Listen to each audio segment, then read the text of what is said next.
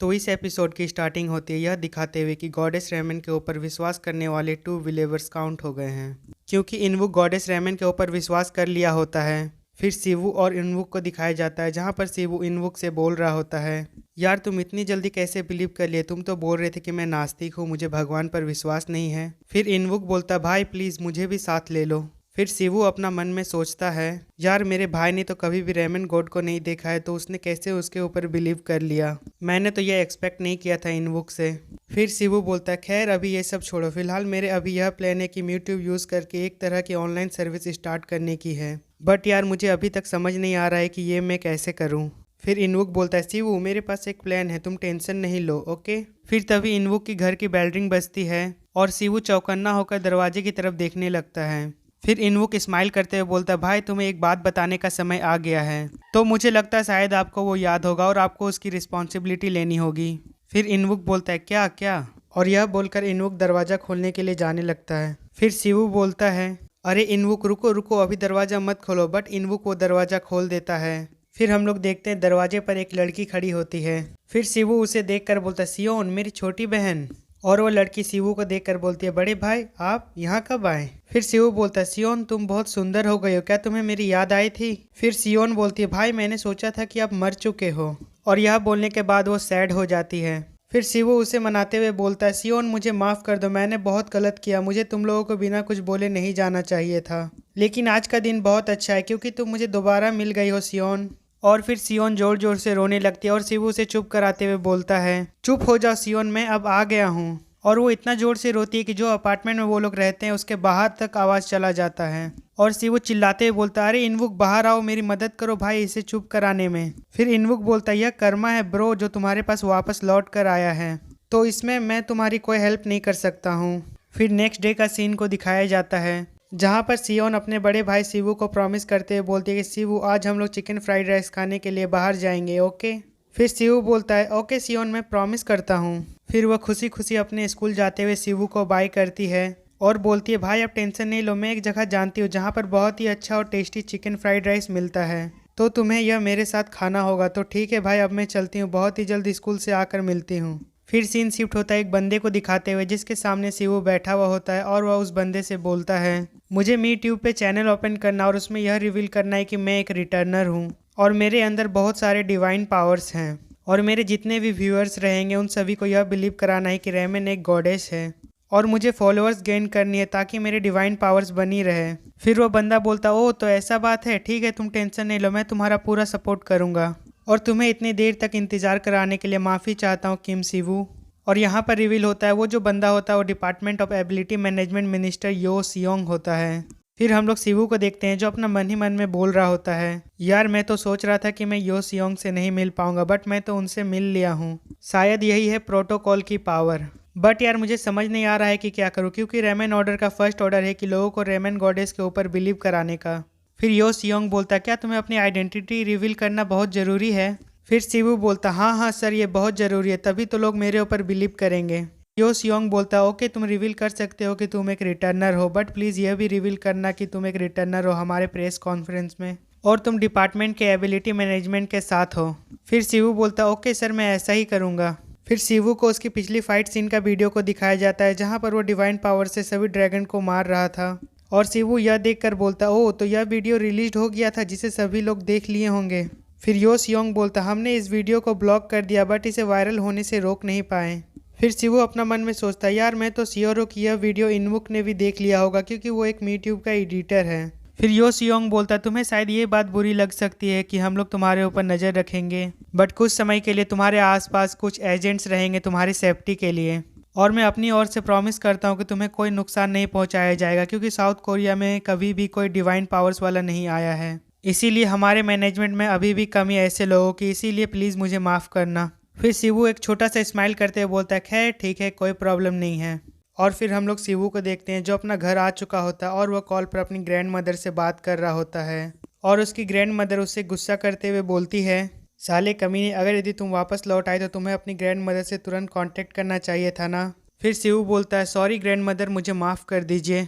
फिर उसकी grand mother बोलती है, अच्छा चलो कोई बात नहीं, तुम सुरक्षित वापस आ गए हो तब सब ठीक है। और मैं भी अपनी ट्रैवलिंग फिनिश करने जा रही हूँ, तो इसीलिए सियोन और इनवुक का अच्छे से ख्याल रखना। फिर सिवू बोलता है ठीक है ग्रैंड मदर, आप भी अच्छे से घर वापस आना। और यह बोलने के बाद वो कॉल कट कर देता है। फिर इनवुक से बोलता है ग्रैंड मदर कॉल पे ऐसे बात करी जैसे उन्हें यकीन था कि मैं एक दिन घर वापस जरूर आऊँगा। फिर इनवुक बोलता है ग्रैंड मदर ने कहा था कि वो कभी कभी तुम्हारे बारे में सपना देखती थी कि तुम एक दिन वापस घर जरूर आओगे। फिर शिव बोलता है यार इनवुक के हिसाब से ग्रैंड मदर के सपनों में उसने मुझे कभी कभी ऐसे रास्ते पर जाते हुए देखा जो कभी ख़त्म नहीं होता है, और मैं सीधे उस रास्ते पर जाते जा रहा हूँ।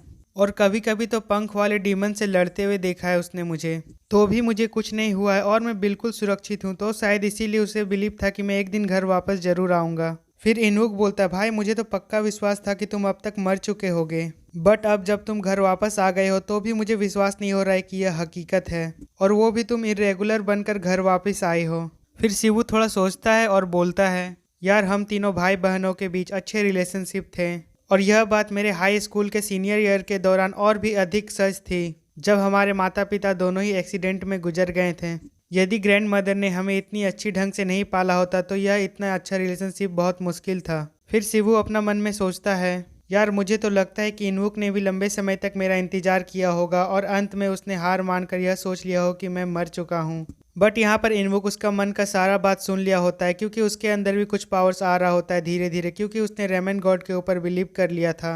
फिर वह शिवू से बोलता हाँ भाई तुम सही बोले, हमने तुम्हारे अंतिम संस्कार को जंगल में ही दफना दिया है, और वहाँ एक पेड़ है जिस पर तुम्हारा नाम लिखा हुआ है, और हमें उस जगह के लिए 5 साल का कॉन्ट्रैक्ट करना चाहिए था, लेकिन हमने 10 साल का कॉन्ट्रैक्ट करने का डिसाइड किया, और सियोन ने उस पेड़ को बहुत ही सुंदर तरीके से डेकोरेट कर दिया है। फिर शिव बोलता अरे तो चलो तुरंत रिफंड मांगते हैं उन लोगों से, बट इनवुक इसका कोई जवाब नहीं देता है। तो वो अपना मन में बोलता है लगता है इनवुक जरूर इस बात को सीरियसली नहीं ले रहा है। फिर वो इनवुक से बोलता है यार मैंने तुमसे कुछ पूछा था बट तुम इस पर ध्यान नहीं दे रहे हो। फिर इनवुक बोलता है ठीक है भाई मेरे पास एक प्लान है, बट अभी सबसे पहले तो तुम इस अकाउंट को देखो, इसमें कितने सारे सब्सक्राइबर हैं, और तुम इसके कुछ वीडियोस को देखो जिसमें वो बंदा बोल रहा होता है ऑर्कस वे डीमंस है जो काल कोठरी, गेट और लहरों में सबसे ज़्यादा दिखाई देते हैं, और आज मैं आप लोगों को ऑर्कस के इंपॉर्टेंट पॉइंट्स के बारे में बताने जा रहा हूँ। फिर इनवुक बोलता है तो देखा भाई तुमने, उसके पास एक सूट है, तलवार भी है, तभी तो उसके पास इतना ज़्यादा सब्सक्राइबर है।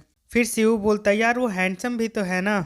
फिर इनवुक बोलता हाँ भाई तुम सही बोले, और उसकी पर्सनालिटी भी बहुत अच्छी है, और अभी तक उनका कोई कंट्रोवर्सीज भी नहीं रही है किसी से, और जब मैं उसका एडिटिंग कर देता हूँ तब वो मुझे पैसे भी टाइम पे दे दिया करते हैं। फिर शिव बोलता लगता है सच में वो बहुत अच्छा आदमी है, और वो लोग आपस में बात करते करते ही इनवुक शिवू के लिए यूट्यूब पर चैनल बना देता है जिसका नाम आप लोग स्क्रीन पर देख ही रहे होंगे।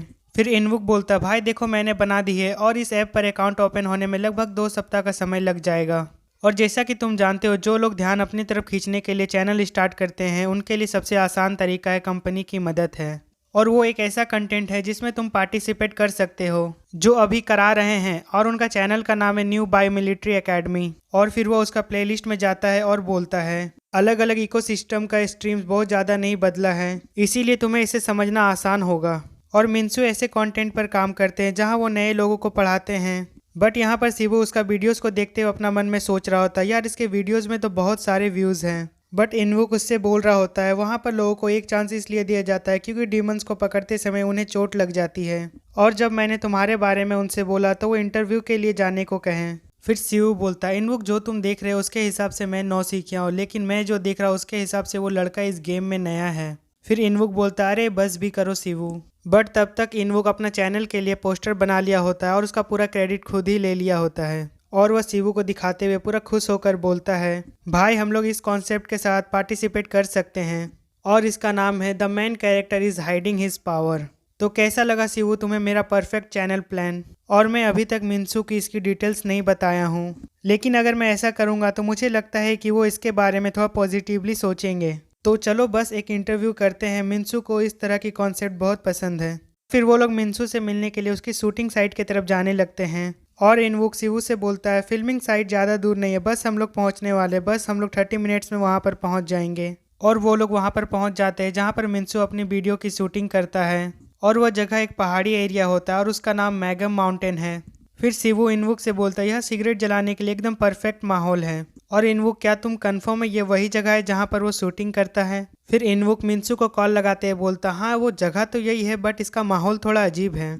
बट यार मिन्सू का फ़ोन अभी भी ऑफ बता रहा है। फिर शिवू बोलता है यार यहाँ पर तो सिग्नल भी अच्छी तरह से नहीं आ रहा है। अच्छा, साउथ कोरिया में कोई ऐसी भी जगह बची हुई है जहाँ पर सिग्नल नहीं आता हो? फिर शिवू अपना मन में सोचते हुए बोलता है यहाँ पर कुछ तो गड़बड़ है। फिर वो इनवुक से बोलता है चलो वापस घर चलते हैं और हम the man character hiding his power ये प्रोजेक्ट को सस्पेंड कर रहे हैं। फिर इनवुक बोलता है नहीं नहीं भाई रुक जाओ प्लीज़ प्लीज़, मुझे यकीन है कि वो फिल्म की शूटिंग में बिजी हैं तो शायद इसीलिए वो मेरा कॉल पिक नहीं कर पा रहे हैं। तो चलो और ऊपर चलते हैं और उन्हें ढूंढते हैं। फिर शिवू बोलता है नहीं, ईडन में मेरे फाइट से और रेवन के आशीर्वाद प्राप्त करने से मेरे सेंसेस और भी ज़्यादा डेवलप्ड हो गए हैं। तो मैं यकीन से बता सकता हूँ कि यहाँ कोई डेमोनिक एनर्जी है जो सिर्फ मॉन्स्टर्स और डीमंस ही इस तरह की एनर्जी फील करा सकते हैं। और यह मिन्सू जो है क्या वो सच में एक अच्छा आदमी है? और क्या उसके बारे में कोई बुरी अफवाहें नहीं है?